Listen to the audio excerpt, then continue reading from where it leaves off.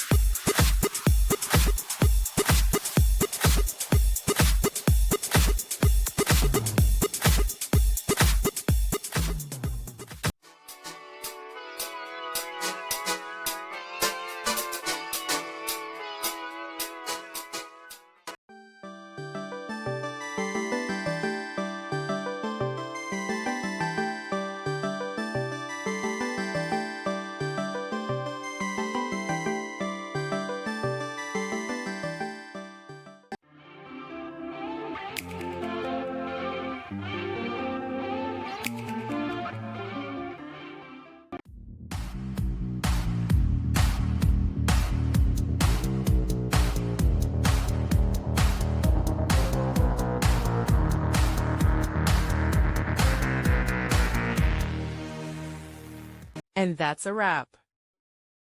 I hope you found the answer you were looking for. If you did, take a second to hit that subscribe button. It really helps out. And let me know in the comments which solution worked best for you. See you next time in the debug zone.